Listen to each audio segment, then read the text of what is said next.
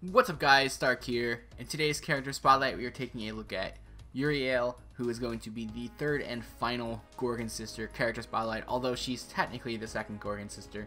But she is the newest one added into the pool on global, so we're going to talk about her right now. Now, she is an archer, so she will be effective against lancers and weak to sabers, and I will throw her pictures on the screen right now. She does have some pretty cool artwork. I've typically gotten her mixed up with her sister a few times. I think someone actually pointed out on one of my videos for Steno that I was actually using a Euryale thumbnail, so I didn't even notice that. But thank you, whoever that was, for pointing that out. So anyway, let's move on here and talk about her stats and stuff. So she is a 3-star servant, so she would go up to level 70 and have 7,032 attack and 9,506 HP. And if you do decide to grail her and max her out, she will have 11,517 attack and 14,889 HP.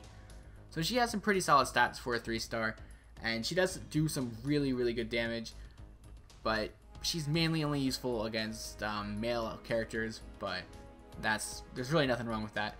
Let's go ahead here and talk about her servant skills. Her first skill is going to be called Vampirism C, which has a low chance to decrease the Noble Phantasm charge of an enemy by 1, and then increase her own Noble Phantasm gauge. So these two skills work independently of each other, and at level 1 it'll have a 60% increase or chance of decreasing the charge of an enemy, and at level 10 it'll have an 80% chance to decrease that charge. And then it'll increase your own Noble Phantasm gauge by 18% at level 1 and then 27% at level 10. So this is a really good skill. You can stop the enemy from using a Noble Phantasm while charging your own gauge to make it that much easier to use your Noble Phantasm. And she does primarily work in arts cards teams, so Noble Phantasm is not really an issue for her.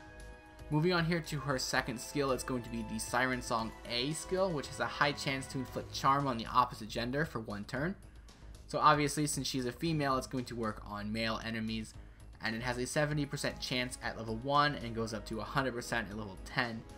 So this is really nice. Anytime you're going against a male enemy, you can go ahead and use this skill, stall for a couple turns with it, and hopefully kill the enemy before they can do some serious damage to you.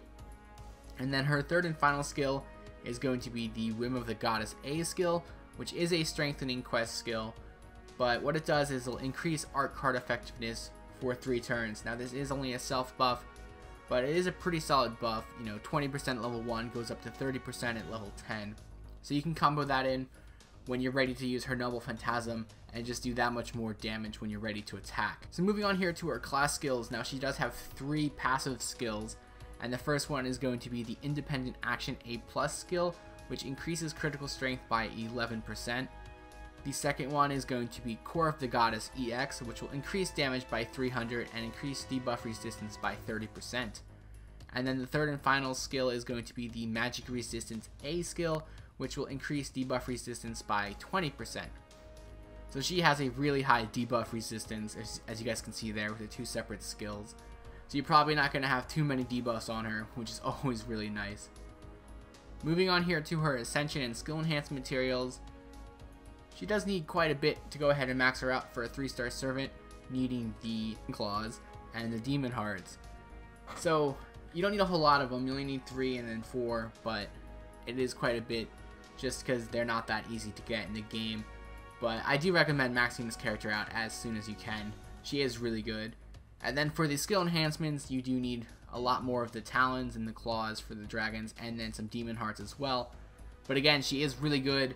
So if you have these items to spare or no one else to use them on, go ahead and use them on her to max her out. So now let's go ahead and talk about her command cards and her Noble Phantasm.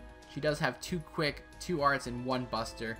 So you can use her on a quick team, but you do primarily want to keep her on an arts team, just because she can get like arts chains and just combo out her Noble Phantasm a lot more, especially if you're going against male enemies.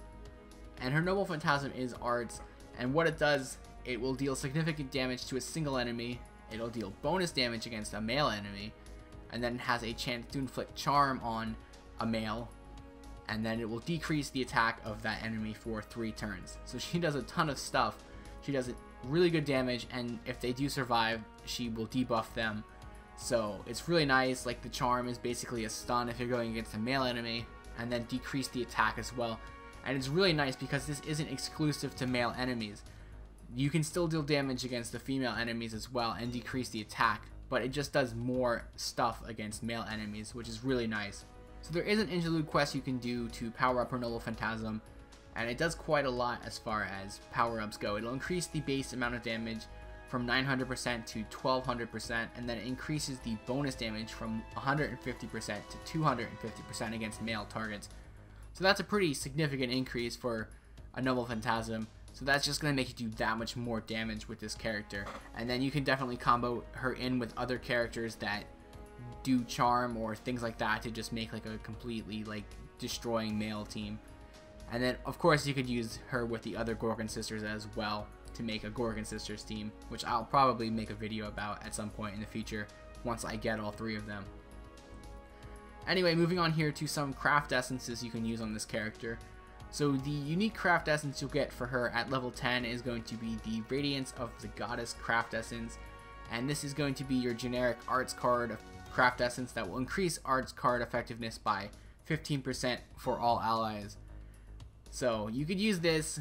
Obviously it's not worth the grind because all you have to do is just use projection to get the 15% increase, or formal craft for the 25% increase. But you know, if you'd like the artwork, you could just go ahead and throw that on there if you don't have formal craft. But yeah, ideally you want to use some sort of craft essence to increase the arts card effectiveness of your team. So that's pretty much going to wrap up the video here. I will leave you guys with her Noble Phantasm, and I will see you guys next time.